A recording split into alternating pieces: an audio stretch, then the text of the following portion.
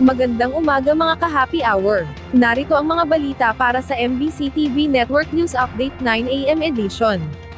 Aabot sa 300,000 beep card i-deliver na upang mapunan ang shortage. Yan ang MBC TV Network News ni Jackie Resio. Nagpadala na ng aabot sa 300,000 ng mga beep cards sa MRT3, LRT1 at LRT2 para mapunan ng shortage ng mga ito ngayong araw. Sa panayam sa programang 2x2 sa DZRH, sinabi ni Transportation Secretary Vince Edison na dahilan ng kakulangan ng supply ng beep card ang delayed na pag-deliver ng mga ito dahil delayed din ang bayad. Kaya naman napagkasunduan ng Department of Transportation at kumpanyang nagsusupply ng beep card na magkaroon na ng advance delivery upang maiwasan ang naturang shortage. Ang bottom line is hindi nakakabayad yung ating mga arrears. Kasi minsan nade-delay yung budget. So yung pag-deliver po ng beep bago nila may deliver yung next batch, nauubos na agad-agad yung mga beep card. So ang pinag-usapan po namin doon, mag-advance delivery na po ang beep card. At later on na lang yung bayaran, no? Kung madidelay man ng isang linggo o sasaluhin na ho ng beep yun.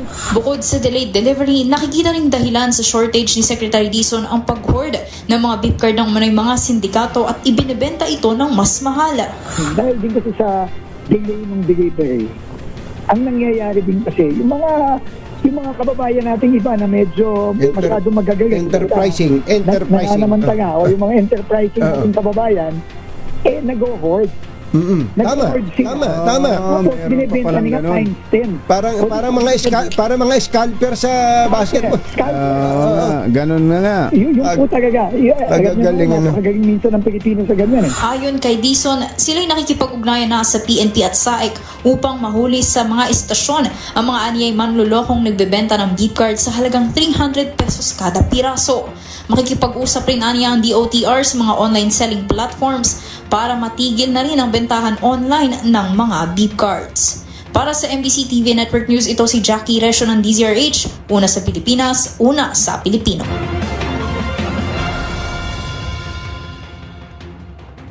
Samantala, 40 billion pesos na alokasyon para sa 2026 budget welcome sa AFP.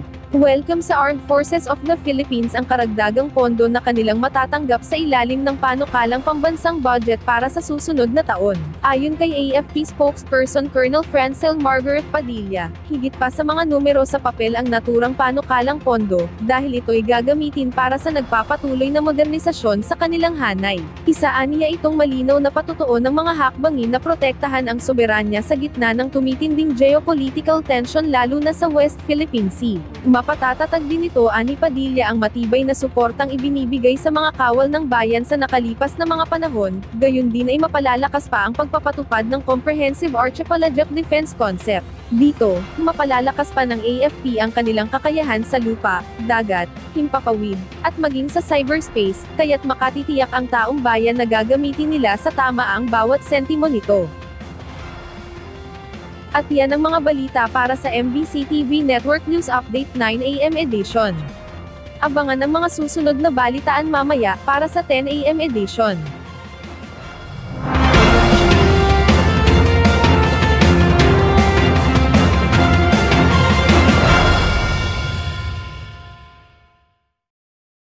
Mga ka-happy hour, kung gusto mong manood ang mga balita sa MBC TV Network News Update, mag-subscribe sa aming YouTube channel, i-like ang aming Facebook page, at i-follow sa aming TikTok account.